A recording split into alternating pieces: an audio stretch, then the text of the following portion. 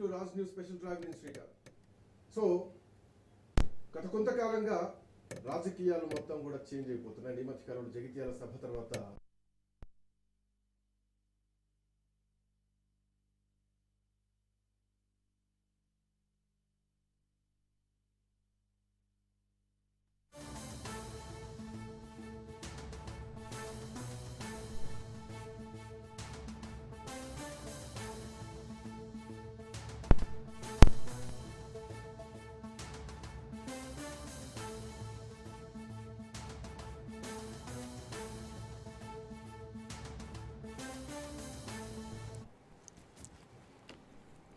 KCR activate అయ్యారు. ఇక సమరం అంటోంది గులాబీ దళం. బీఆర్ఎస్ ఆవిర్భావ దినోత్సవం వేళ కేసీఆర్ ఇచ్చినటువంటి సందేశం ఏదైతే ఉందో, సో ఇది ఖచ్చితంగా గులాబీ నేతల్లో ఒక జోష్ నింపిందని క్యాడర్ మొత్తం అనుకుంటోంది. గులాబీ దళపతి దిశానిర్దేశం చేయడంతో గ్రౌండ్ లెవెల్ యాక్టివ్ అవుతున్నారు. అటు రేవంత్ సర్కార్ వైఫల్యాలను ఎండగడతామంటున్నారు బీఆర్ఎస్ పార్టీ కార్యకర్తలు. క్షేత్రస్థాయి నుంచే బీఆర్ఎస్ పార్టీ పునర్నిర్మాణం జరగబోతోంది. ప్రభుత్వం కూడా తెలంగాణ రాష్ట్రీయ పునర్నిర్మాణం కావాలని చెప్పేసి మాట్లాడుతున్నారు. ఇటు మండల జిల్లా కమిటీలు పూర్తిగా కూడా రద్దయిపోయాయి. మరోవైపు ఇప్పుడున్నటువంటి యువతను ఆకట్టుకునేలా, మీన్ టు సే జెన్జీ యువతకు ఆకట్టుకునేలా, అట్రాక్ట్ అయ్యేలా, వాళ్ళకు కూడా అవకాశాలు ఇచ్చేలాగా సోషల్ మీడియాలో కాదు ఏకంగా ప్రజాక్షేత్రంలోకి వెళ్లాల్సిందే అన్నటువంటి ఒక నిబంధనకు బీఆర్ఎస్ పార్టీ వచ్చేసింది. పార్టీ లైన్ దాటితే సిట్టింగ్లకు కూడా సీట్లు ఇవ్వమని చెప్పేసి ఇప్పటికే కేసీఆర్ చెప్పారు. సో ఏం జరగబోతోంది? బీఆర్ఎస్ పార్టీలో ఒక 2.0 కనిపిస్తోందా? కేసీఆర్ ఎంట్రీ చాలా స్ట్రిక్ట్గా ఉందా? మాట్లాడదాం. ప్రముఖ రాజకీయ విశ్లేషకులు డాక్టర్ శేషు సార్ మనతో పాటు జాయిన్ అవుతున్నారు. Seshu sir, good afternoon. Sir, గతంలో అంటే చంద్రబాబు నాయుడు వ్యాఖ్య చూడొచ్చు. 1990s చంద్రబాబు నాయుడుని మళ్ళీ మీరు చూస్తారు ఈ ప్రభుత్వంలో అని చెప్పేసి ఒక కామెంట్ అన్నారు. కేసీఆర్ విషయంలో కూడా నిన్న ఆయన చేసినటువంటి కామెంట్ చాలా స్ట్రిక్ట్గా ఉంది. అవసరమైతే సిట్టింగ్లకు కూడా టికెట్లు లేవని చెప్పేసి. గతంలో ఓడిపోతామని తెలిసి సిట్టింగ్లకు టికెట్లు ఇచ్చిన కేసీఆర్ నిన్నటి మాటల్లో సిట్టింగ్లకు కూడా అవసరమైతే టికెట్లు ఇయ్యం, పార్టీ లైన్ అతిక్రమించితే ఎట్టి పరిస్థితుల్లో ఉపేక్షించేది లేదు. సో ఒక ప్రభుత్వంలోకి వస్తున్నటువంటి కాన్ఫిడెంట్ లెవెల్స్ కేసీఆర్లో కానీ బీఆర్ఎస్ పార్టీలో కనిపిస్తున్నాయి అనుకోవచ్చు. ఎట్లా చూడొచ్చు నిన్నటి కామెంట్స్ని కానీ ప్రస్తుతానికి ఉన్నటువంటి బీఆర్ఎస్ పార్టీ పనితీరును కానీ? శ్రీకాంత్, తెలంగాణ రాష్ట్రం ఏర్పాటైన తర్వాత మనకి ఒక 3 శాసనసభ ఎన్నికలు జరిగాయి, 3 లోక్సభ ఎన్నికలు జరిగాయి. అవును, ఆల్మోస్ట్ ఆల్ 2024 లోక్సభ ఎన్నికలు తప్ప మిగతా అన్ని ఎన్నికల్లో కూడా తెలంగాణ రాష్ట్రంలో ప్రధాన పోటీదారులు బీఆర్ఎస్, కాంగ్రెస్ గానే మనకు కనపడింది. కానీ 2024 లోక్సభ ఎన్నికల్లో మాత్రం 10 సంవత్సరాలు తెలంగాణలో అధికారాన్ని చెలాయించినటువంటి బీఆర్ఎస్ పార్టీ అనూహ్యంగా 3rd ప్లేస్కి వెళ్ళిపోయింది. 17% ఓటు బ్యాంకు పరిమితమైంది. ఒక్క లోక్సభ స్థానాన్ని కూడా గెలవలేకపోయింది. అది దానికి ఎదురైనటువంటి ఒక రాజకీయపరమైనటువంటి పెద్ద ఓటమిగానే మనం చూడాలి. వెరాజ్ మీకు 2 జాతీయ పార్టీలు తెలంగాణ రాష్ట్రంలో ఉన్నటువంటి లోక్సభ స్థానాలను సిరిసగం పంచుకున్నారు. 8 లోక్సభ స్థానాలను గెలిచారు. ఎంఐఎం ఒక చోట గెలిచినటువంటి సందర్భాన్ని మనం చూసాం. అంటే ఇప్పుడు తెలంగాణ రాజకీయ ముఖ చిత్రం ఒక స్పష్టతనిచ్చింది. ఏంటి అని అంటే గతంలాగా లేదు, ఇప్పుడు త్రిముఖ పోటీ అనివార్యమవుతుంది. వీలైతే చతుర్ముఖ పోటీలు కూడా జరగబోతున్నాయి రాబోయేటటువంటి శాసనసభ ఎన్నికలకైనా మరి ఎన్నికలకైనా అనేటటువంటిది ఒక స్పష్టత వచ్చేసింది. తర్వాత మీకు ఇటీవల జరిగినటువంటి గ్రామ పంచాయతీ ఎన్నికలు కానీ, మున్సిపల్ ఎన్నికలు కానీ, కార్పొరేషన్ ఎన్నికల్లో కానీ మళ్ళొకసారి బీఆర్ఎస్ పార్టీ కొంత పుంజుకున్నట్టుగా మనకి కనపడింది. ప్రధాన ప్రతిపక్షంగా, ప్రధాన పోటీదారుడిగా బీఆర్ఎస్ నిలబడింది అనేటటువంటి ఫలితాలను చూసిన తర్వాత మనకు అర్థమైపోయింది. ధీటైనటువంటి ఫలితాలని సాధించింది ఒక ప్రతిపక్ష పార్టీ. స్థానిక సంస్థల ఎన్నికల్లో ఆ స్థాయి ఫలితాలు సాధించడం గొప్ప అనే చెప్పాలి మనం. అయితే ఇప్పుడు ఇటీవల తెలంగాణలో జరుగుతున్నటువంటి రాజకీయ పరిణామాలు కనుక మనం చూస్తే, మీకు జగిత్యాల సభలో కేసీఆర్ ఒక మాట చెప్పారు. 100కి 100% మళ్ళా తెలంగాణలో గెలిచేది మనమే అనేటటువంటి ఒక బలంగా శ్రేణులకి ఒక సందేశం ఇచ్చినట్టుగా చూడాలా. రెండవది, పార్టీ ఏర్పడి 26 సంవత్సరాలు అవుతున్న సందర్భంగా తెలంగాణ భవన్లో నిర్వహించినటువంటి ప్రతినిధుల సభలో ఒక కీలకమైనటువంటి అంశం కూడా తీసుకున్నారు. ఏంటి అని అంటే, ఇప్పటి వరకు ఉన్నటువంటి అన్ని కమిటీలని రద్దు చేస్తున్నాము, రాశి కంటే వాసి ఎక్కువగా ఉండాలి, ముఖాలు చూసి టికెట్లు ఇచ్చేటటువంటి పరిస్థితి లేదు అనేటటువంటి ఒక స్పష్టత చేశారు. అంటే పార్టీ నిర్మాణాన్ని మేము మరొక కోణంలో చేయబోతున్నాం అనేటటువంటి ఒక సంకేతం ఇచ్చారు. ఈ 2 అంశాలు చూస్తే ఇక రాబోయే రోజుల్లో పార్టీని బలోపేతం చేసి మళ్ళీ అధికారం సాధించుకునే వైపుకి తీసుకెళ్లాలనేటటువంటి ఉద్దేశం నాయకుడికి బీఆర్ఎస్ నాయకుడికి స్పష్టంగా ఉన్నట్టుగా మనకు కనపడుతుంది. అయితే శ్రీకాంత్, మనం బీఆర్ఎస్ చరిత్ర మొత్తాన్ని 26 సంవత్సరాల్లో మనం బేరుజు వేసి చూస్తే ఎప్పుడు కూడా బీఆర్ఎస్ పార్టీ నిర్మాణం పైన దృష్టి పెట్టినట్టు నాకైతే కనపడలేదు శ్రీకాంత్. ఎందుకనంటే మొదటి 10 సంవత్సరాలు ఉద్యమ పార్టీగా ఉండిపోయింది. అంటే ఎవరు పడితే వాళ్ళు పార్టీలోకి వచ్చారు, పెద్ద ఎత్తున పార్టీ బలంగా కనపడింది. రెండో 10 సంవత్సరాల్లో పార్టీ అధికారంలో ఉండటం వల్ల పెద్దగా పార్టీ నిర్మాణం పైన, పార్టీ బలోపేతం పైన దృష్టి పెట్టలేదు. ఆ బలం అట్లా కనపడింది, అధికార బలం. బట్ మూడవ దశకంలోకి వచ్చారు, మూడవ ఫేజ్ లోకి వచ్చేసరికి ఇప్పుడు ఆ పార్టీ నిర్మాణం చేయాల్సినటువంటి అవసరం వచ్చింది, పార్టీని బలోపేతం చేసుకోవాల్సినటువంటి అవసరం వచ్చింది. ఎందుకంటే ప్రతిపక్ష స్థానంలోకి నెట్టబడింది కాబట్టి ఈ దశాబ్దంలో పార్టీ గనక బలంగా నిర్మించకపోతే పార్టీ ఉనికి ప్రమాదంలో పడుతుంది. కాబట్టి ఇప్పుడు బీఆర్ఎస్ అధినేత పార్టీ నిర్మాణం పైన దృష్టి పెట్టినట్టు కనపడుతుంది. దీంట్లో పార్టీ నిర్మాణం పైన దృష్టి పెడుతూనే వీళ్ళు ఆలోచించేటువంటి అంశాలు ఏమిటి, టార్గెటెడ్ పాయింట్స్ ఏంటి అన్నది పాయింట్. ఒకటి ఏంటంటే ప్రభుత్వం మీద ఉన్నటువంటి వ్యతిరేకతనే ప్రజల్లోకి తీసుకెళ్ళాలి. శ్రీకాంత్ అలా కాదు. ఇప్పుడు కేసీఆర్ ఒక కీలకమైన మాట చెప్పారు శ్రీకాంత్, ఇంటరప్ట్ చేశారు, సారీ. 60 లక్షల సభ్యత్వం ఉండి కూడా మనం ఎందుకు ఓడిపోతున్నాం, ఎందుకు ఓటమి ఎదురవుతుంది అనేటటువంటి ఒక కీలకమైనటువంటి ప్రశ్న కేసీఆర్ లేవనెత్తారు. ఆ పార్టీ బలం 60 లక్షల సభ్యత్వాలు అయితే మరి ఎందుకు ఇన్ని ఓటములు ఎదురవుతున్నాయి, ఎందుకు ఇంత దారుణమైనటువంటి ఓటములు ఎదురవుతున్నాయి, ఒక కీలకమైనటువంటి ప్రశ్న వేసుకున్నటువంటి సందర్భంలో పార్టీ నిర్మాణం జరగక ఒక దశాబ్దాలు దాటిపోయింది శ్రీకాంత్. అది ఇప్పుడు రాష్ట్ర కార్యవర్గం లేదు, జిల్లా కార్యవర్గాలు లేవు, మండల కార్యవర్గాలు లేవు, గ్రామ కార్యవర్గాలు లేవు. ఇట్లాంటి కార్యవర్గాలు లేకుండా పార్టీ కింది స్థాయిలో బలోపేతం లేకుండా పార్టీ బలం ఎలా జరుగుతుంది అనేటటువంటి ఒక ఉద్దేశానికి వచ్చారు. కాబట్టి ఇప్పుడు పార్టీని పునర్నిర్మించుకునేటటువంటి ప్రయత్నంగా అడుగులు వేస్తున్నట్టుగా కనపడుతుంది. ఒకటి, పార్టీ పునర్నిర్మాణం చేసుకోవటం, బలంగా పార్టీ నిర్మించుకోవటం. రెండోది, ప్రభుత్వ వైఫల్యాలను ప్రజల్లోకి తీసుకుపోవటం. పార్టీ నిర్మాణం లేకుండా ప్రభుత్వ వైఫల్యాలను ప్రజల్లోకి తీసుకుపోవటం కష్టమవుతుంది. కాబట్టి మొదట పార్టీ నిర్మాణం, రెండోది ప్రభుత్వ వైఫల్యాలను ప్రజల్లోకి తీసుకెళ్లటం, మూడోది కలిసి వచ్చేటటువంటి శక్తులు కనిపెట్టాలి. కలిసి వచ్చేటటువంటి శక్తులతోటి కలిసి రాజకీయ పోరాటం చేయాల్సినటువంటి అవసరం ఉంటుంది. మీరు ఇందాక అన్నారు కదా, యువత, జన్జీ యువతనే కాదు, తెలంగాణకు మరొక అడ్వాంటేజ్ ఏంటంటే ఉద్యమకారులు. బట్ తెలంగాణ ఉద్యమంలో పాల్గొన్నటువంటి ఉద్యమకారులు ఇంకా బీఆర్ఎస్ పైన వాళ్ళ ప్రేమను చంపుకోలే, బీఆర్ఎస్ పట్ల వాళ్ళకు ఉన్నటువంటి అభిమానం చావలేదు. కాబట్టి ఉద్యమకారులే కాదు, ఇవాళ ఏ రాష్ట్రంలో ఏ పార్టీ గెలవాలన్నా మహిళా ఓటు బ్యాంకు మద్దతు లేకుండా ఏ పార్టీ కూడా, ఈవెన్ దో ప్రపంచంలోనే బలమైనటువంటి భారతీయ జనతా పార్టీ కూడా గెలవలేకపోతుంది. కాబట్టి మహిళలు, ఉద్యమకారులు, యువత, తర్వాత పార్టీ, ఇవి చేసుకోవాల్సినటువంటి అవసరం ఇప్పుడు బీఆర్ఎస్ పార్టీకి కనపడుతున్నటువంటి అంశాలుగా మనకు కనపడుతున్నాయి. కాబట్టి ఖచ్చితంగా బీఆర్ఎస్ పార్టీ ఈ విధమైనటువంటి ఆలోచన కనుక చేయకపోతే గతంలో నడిచినట్టు నడవదు. ఉద్యమ కాలంలో మీరు ఎంత కాదనుకున్నా బీఆర్ఎస్ పార్టీ ఒక లీడర్షిప్ పోషించింది.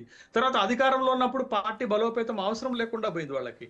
కానీ ఇప్పుడు మళ్ళా పోయిన అధికారాన్ని తిరిగి సంపాదించాలంటే ఖచ్చితంగా అది మొదలవ్వాల్సింది పార్టీ నిర్మాణంతో మొదలవ్వాలా. ఎప్పుడు కూడా బీఆర్ఎస్ చరిత్రలో ఒక బలమైనటువంటి పార్టీ యంత్రాంగం కానీ నిర్మాణం కానీ జరగలేదనేది నాకు కనపడుతుంది. ఎందుకంటే శాసనసభ ఎన్నికలకు ముందు హడావుడిగా ప్రతి జిల్లాకి ఒక ప్రెసిడెంట్ ని, ఎమ్మెల్యేలను పెట్టారు. కానీ అప్పుడు ఏం జరిగింది, ఎమ్మెల్యేలు పార్టీని కోఆర్డినేట్ చేయలేకపోయారు. ఎందుకంటే వాళ్ళ ఎన్నిక చూసుకోవాల్సి వచ్చింది, జిల్లా మొత్తాన్ని కోఆర్డినేట్ చేసుకోవాల్సినటువంటి సందర్భంలో చేయలేకపోయారు. కాబట్టి పార్టీకి నష్టం జరిగింది అనేటటువంటి అంశాన్ని గమనించాలి కేసీఆర్ గాని, బీఆర్ఎస్ పార్టీ గాని. ఒక అద్భుతమైన నాయకత్వం ఉంది బీఆర్ఎస్ కి, ఒక అద్భుతమైన నాయకత్వం ఉంది శ్రీకాంత్. కేసీఆర్ రూపంలో ఒక బలమైన నాయకుడు. ఆ కేసీఆర్ ఇచ్చినటువంటి అజెండాని ఎగ్జిక్యూట్ చేయడానికి 2 పిల్లర్స్ ఉన్నాయి ఆ పార్టీలో. ఒకటి కేటీఆర్ ఉన్నారు, రెండోది హరీష్ రావు ఉన్నారు. వీళ్లతో పాటు 10 సంవత్సరాలు మంత్రులుగా పనిచేసిన వాళ్ళు, ఎమ్మెల్యేలుగా పనిచేసినటువంటి వాళ్ళు, ప్రజలలో కింది స్థాయిలో ప్రజల్లో ఎంతో కొంత బలం ఉన్నటువంటి నాయకత్వం ఉన్నది. కానీ వచ్చినటువంటి చిక్కల్లో ఎక్కడ వచ్చిందనంటే పార్టీ నిర్మాణం లేకపోవటం. నేను ఇప్పుడు అసలు బీఆర్ఎస్ పార్టీ మహిళా అధ్యక్షురాలు ఎవరంటే నాకే తెలియదు Srikanth. BRS party student union leader ఎవరంటే ఎప్పుడో నా చిన్నప్పుడు చూసిన గెల్లు శ్రీనివాస్ ఇప్పటికీ ఉన్నాడు, నాకే తెలియదు. యూత్ ప్రెసిడెంట్ ఎవరంటే నాకే తెలియదు. ఒక్కళ్ళు మాత్రం నాకు తెలుసు, ఎవరంటే వర్కింగ్ ప్రెసిడెంట్ కేటీ రామారావు అని మాత్రమే తెలుసు నాకు. తెలియదు, ఏ విభాగం అధ్యక్షులో తెలియదు, వాళ్ళు ఎంత యాక్టివ్ గా పనిచేస్తున్నారో తెలియదు, వాళ్ళు చేస్తున్నటువంటి కార్యాచరణ ఏంటో తెలియదు. అంటే పార్టీ ఒక స్ట్రీమ్ లైన్ లో లేదు అనేటటువంటి విషయాన్ని గమనించాల. అధికారంలో ఉన్నప్పుడు లేకపోతే పర్వాలేదు కానీ, బట్ ఇప్పుడు అధికారంలో లేనప్పుడు మళ్ళా పార్టీ బలోపేతం అవ్వాలన్నా, మళ్ళీ అధికారాన్ని చేజిక్కించుకోవాలన్నా ఖచ్చితంగా బీఆర్ఎస్ పార్టీ ఒక బలమైనటువంటి పార్టీ నిర్మాణం జరగకపోతే పార్టీ మరింత నష్టపోయేటటువంటి అవకాశం ఉంది. బట్ దాన్ని గుర్తించారో ఏమో కేసీఆర్. అయితే సార్ దాన్ని గుర్తించారో లేదో అన్న దాంట్లోనే నాది ఇంకొక ప్రశ్న కనిపిస్తుంది సార్. ఈ ఓటమి అనేది ఈసారి బీఆర్ఎస్ పార్టీకి ఒక గుణపాఠం. సో బీఆర్ఎస్ పార్టీ ఓటమి తర్వాత ఆత్మ పరిశీలన చేసుకుందా అనంటే ఏ అంశాలపైన చేసుకుందా అంటే పెద్దగా చేసుకున్నట్టు ఏం కనిపించట్లేదు. సో 2.5 సంవత్సరాల తర్వాత ప్రభుత్వం మీద వచ్చినటువంటి ఆటోమేటిక్గా ఉన్నటువంటి వ్యతిరేకత ఈరోజు బీఆర్ఎస్ పార్టీకి ఫెచ్చింగ్గా కనిపిస్తోంది. సో ఇందులో కేసీఆర్ మీరు అన్నట్టు ఒక అసెట్ ఈ పార్టీకి, ఆ తర్వాత 2 పిల్లర్లు హరీష్ రావు, కేటీఆర్. సో ఇప్పటి వరకు మెయిన్ స్ట్రీమ్లో ఈ ముగ్గురే కనిపిస్తున్నారు. ఇంకొక పిల్లర్ ఈరోజు కొత్త పార్టీ పెట్టుకొని వెళ్ళిపోయింది కవిత. అంటే పాయింట్ ఏంటంటే, సో ఇప్పటికైనా ఖచ్చితంగా వింగ్స్ ఏర్పాటు చేస్తారా, లేదంటే మళ్ళీ గతంలో లాగానే ఈ 4 చేతుల్లోనే ఉంటుందా? సో మళ్ళీ స్టూడెంట్ వింగ్స్ కానీ, లేదంటే ఇప్పుడు కొత్తగా యువత, ఎందుకంటే ఇప్పుడున్నటువంటి ఈ యువతకు తెలంగాణ ఉద్యమం పెద్దగా తెలిసి ఉండకపోవచ్చు, చాలా తక్కువ తెలిసి ఉంటుంది. ఎందుకంటే ఉద్యమంలో పాల్గొన్న వాళ్ళు ఇప్పుడు అంత మధ్య వయస్కులు అయి ఉన్నటువంటి పరిస్థితి కూడా కనిపిస్తోంది. సో ఇప్పుడు ఈ మార్పులు చేర్పులు యువతను ఆకట్టుకోవడానికి కానీ, ప్రభుత్వంలో రావడానికి కానీ సో ఏం యాక్టివిటీస్ చేయాల్సినటువంటి అవసరం ఉంది? శ్రీకాంత్, ఒక 3 అంశాలు చెప్తాను. ఒకటి, బీఆర్ఎస్ పార్టీ ఇప్పటికైనా వాళ్ళ పార్టీలో ఉన్నటువంటి యువతరాన్ని ఎంకరేజ్ చేయాల్సినటువంటి అవసరం ఉంది. గట్టిగా పోరాడేటటువంటి వాళ్ళని గుర్తించి వాళ్ళకి బాధ్యతలు అప్పచెప్పాల్సినటువంటి అవసరం ఉంది. అంటే యూత్ ఫోకస్ చేసుకోకపోతే ఆ పార్టీకి రాబోయేటువంటి రోజుల్లో ఒక బలమైనటువంటి సైన్యం దొరకదు. ఇది పాయింట్ 1. పాయింట్ నెంబర్ 2 ఏంటంటే, ఓటమి నుండి గుణపాఠాలు నేర్చుకున్నట్టు నాకు కనపడట్లే బీఆర్ఎస్ పార్టీ. ఎందుకనంటే జగిత్యాల సభలో కేసీఆర్ గారు ఒక మాట చెప్పారు, ఏందా మనం ఓడిపోయింది 1.7% ఓట్లతో ఓడిపోయాము, మరొక 10 సీట్లు గెలిచి ఉంటే మనమే అధికారంలోకి వద్దాం అనేది. అంటే ఆ మాటతో పాటు ప్రజలకు నేను ఎంత చెప్పినా వినలేదు, ప్రజలు మోసపోయారు, గోసపడుతున్నారు అనేటటువంటి ఒక అభిప్రాయం కూడా వ్యక్తం చేశారు. అంటే ప్రజలదే తప్ప అనేటటువంటి ఒక అభిప్రాయం కలిగించేటటువంటి మాటలు మాట్లాడారు అనేటటువంటి అభిప్రాయం. దాన్ని తుడిచేయాలి. ఎందుకనంటే మీరు తర్వాత ఈ 1.7% ఓట్ల తర్వాత మీరు కోల్పోయిన ఓట్లు, మీరు కోల్పోయినటువంటి సీట్లను పరిగణలోకి తీసుకుంటే ఎలా, తీసుకోకపోతే ఎలా? మీరు దారుణమైనటువంటి ఓటమి ఎదురయ్యారు కదా. 17% మీ ఓట్ బ్యాంక్ పడిపోయిందండి. 39-38% నుంచి మీ ఓట్ బ్యాంకు 17% పడిపోయింది. మీరు 9 లోక్సభ స్థానాలను గతంలో గెలిచి ఉంటే ఒక్క స్థానంలో కూడా గెలవలేదు. గెలవకపోగా 8 చోట్ల డిపాజిట్లు పోయినవి, 2 చోట్ల మాత్రమే సెకండ్ ప్లేస్ కి వచ్చారు. బట్ ఒక దారుణమైనటువంటి ఓటమిని మీరు ఎందుకు పరిగణలోకి తీసుకోవట్లేదు? మీరు శాసనసభ ఎన్నికల్ని పరిగణలోకి తీసుకుంటే మీ ఓటమిని సమీక్షించుకున్నట్టు కాదు. మీరు చేయాల్సింది లోక్సభ ఎన్నికల్లో మీకు ఎదురైనటువంటి దారుణమైన ఓటమి నుండి గుణపాఠం నేర్చుకుంటేనే మీ తప్పులను సరి చేసుకొని మళ్ళా పార్టీని బలోపేతం చేసుకునేటటువంటి అవకాశం ఉంటుంది. ఇది 2వ అంశం శ్రీకాంత్. 3వ అంశం ఏంటంటే, ఇప్పటి వరకు పార్టీ ఈ 29 నెలల్లో పార్టీ ఒక బలమైన ప్రజా ఉద్యమాలను నిర్మించినటువంటి దాఖలాలు మనకు కనపడట్లేదు. కనపడకపోగా కీలకమైనటువంటి కేసీఆర్ క్షేత్రస్థాయిలో క్రియాశూన్యత ఉంది. బట్ ఆ క్రియాశూన్యత వల్ల పార్టీ ఇబ్బంది పడుతుంది, పార్టీకి సరైనటువంటి దిశా నిర్దేశం జరగట్లేదు. కాబట్టి ఇంకా పార్టీ యాక్టివ్ మోడ్ లోకి రాలేదు. అంటే కేటీఆర్ హరీష్ రావు యాక్టివ్ మోడ్ లో ఉంటే యాక్టివ్ మోడ్ లో ఉన్నట్టు కాదు. బీఆర్ఎస్ పార్టీ ఒక టీం వర్క్ చేయాల్సినటువంటి అవసరం ఉంది. టీం వర్క్ తో పాటు మొత్తం పార్టీని ప్రజాస్వామ్యీకరణ చేయాల్సినటువంటి అవసరం ఉంది. ఎందుకు నేను ఈ మాట అంటున్నానంటే, డెమోక్రటైజ్ చేయాల్సిన అవసరం ఉంది. ఎందుకు అనంటే ఇప్పటికే ఆ పార్టీ పైన ఉన్నటువంటి ఒక అభిప్రాయం ఏంటంటే, కుటుంబ పార్టీ, ఎవరిని లెక్క చేయరు, అహంకారం ఉంటుంది, ఎవరి అభిప్రాయాలను పరిగణలోకి తీసుకోరు అనేటటువంటి, ఎవరిని ప్రోత్సహించరు అనేటటువంటి ఒక అభిప్రాయం ఉన్నటువంటి నేపథ్యంలో మొత్తం పార్టీని టాప్ టు బాటమ్ గా డెమోక్రటైజ్ చేసేసి యువతకి ఎక్కువ ప్రాధాన్యత ఇవ్వాలి. మీకు 2 ఉదాహరణలు చెప్తాను యువతకి ప్రాధాన్యత ఇవ్వాలనేటటువంటి క్రమంలో. ఇవాళ సోషల్ మీడియా యాక్టివేట్ చేశారు, but social media direct access ఉండదు ప్రజలతోటి. ఏదో చూసే వాళ్ళతో మాత్రమే సోషల్ మీడియాలో సోషల్ మీడియాని అట్రాక్ట్ అయిన వాళ్ళకి మాత్రమే చేరుతుంది కానీ సామాన్య ప్రజానీకానికి ఎలా చేరుతుంది, ముఖ్యంగా గ్రామీణ ప్రజల్లో రైతాంగము కూలీలు వాళ్ళకి ఎలా చేరుతుంది అనేటటువంటి ఒక ప్రశ్న వేసుకోవాల్సినటువంటి అవసరం ఉంది. రెండోది, యువతకి ప్రాధాన్యత ఇస్తే ఏం జరుగుతుంది అనేది ఒక మాట చెప్తాను. రెండు పాయింట్స్ బీఆర్ఎస్ పార్టీలోనే ఉన్నాయి. ఒకటి క్రిషాంక్ లాంటి ఒక వ్యక్తిని మీరు ప్రోత్సహించటం వల్ల మీకు మీడియాలో ఒక బలమైనటువంటి హ్యాండ్ దొరికింది. అనేకమైనటువంటి విషయాలను ముఖ్యంగా ఈ క్రైసిస్ ని, ముఖ్యంగా కరప్షన్ ని, తర్వాత కుంభకోణాలని బయటికి తీసి ప్రభుత్వాన్ని ఇరుకుని పెడుతున్నాడు. అట్లాంటి వాళ్ళని ప్రోత్సహించాల. రెండో వైపున కౌశిక్ రెడ్డి లాంటి వాళ్ళు దుందుడుగ్గా వ్యవహరించి పార్టీకి ఆత్మరక్షణలోకి నెడుతున్నారు, ఇబ్బందికరమైనటువంటి పరిస్థితిలోకి నెడుతున్నారు. కాబట్టి అట్లాంటి వాళ్ళని కంట్రోల్ చేయాలా. డిప్లొమాటిక్ పాలిటిక్స్ లోకి వెళ్ళాలి తప్ప బల ప్రదర్శన చేయాలని అనుకుంటే కాంగ్రెస్ అధికారంలో ఉంది కాబట్టి వాళ్ళు అంతకంటే ఎక్కువ బల ప్రదర్శన చేస్తారు, అంతకంటే వాళ్ళు ఎక్కువ మజిల్ పవర్ ఉపయోగిస్తారు. కాబట్టి ఒక డిప్లొమాటిక్ పాలిటిక్స్ చేయాలి. మొత్తం టాప్ టు బాటము యూత్ ని ఎంకరేజ్ చేయాలి.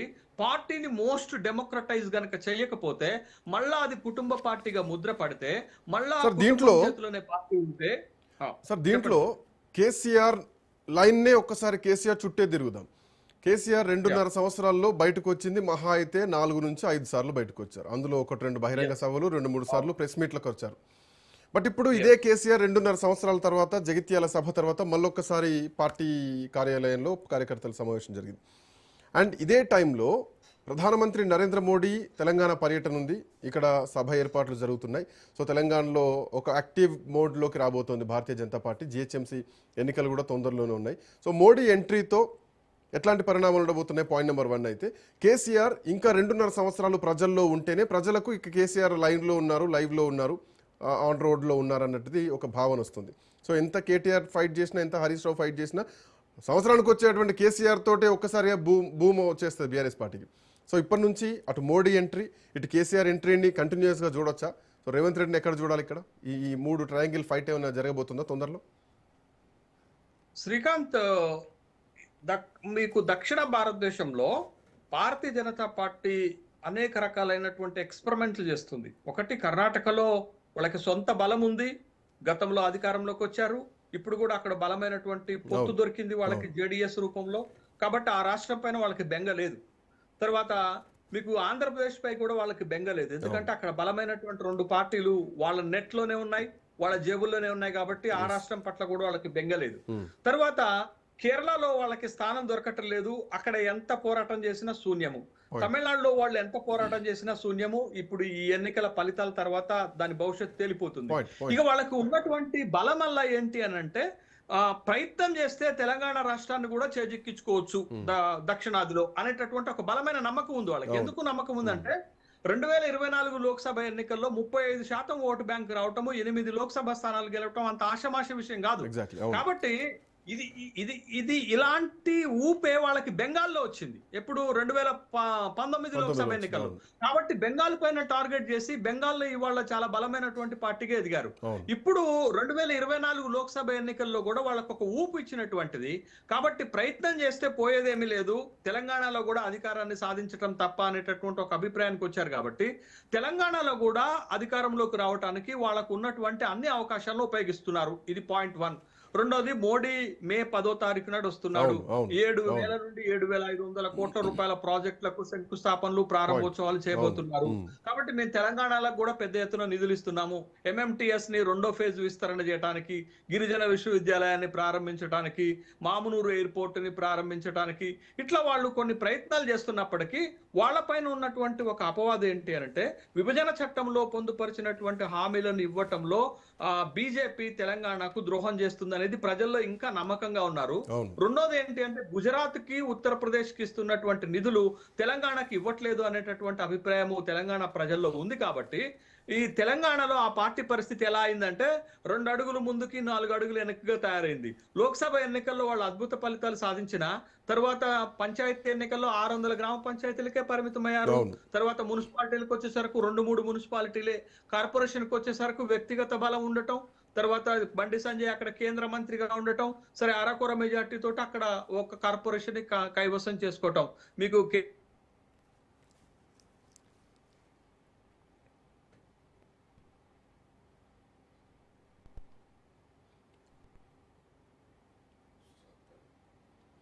Yeah I think some signal issue network ఇష్యూలా ఉంది.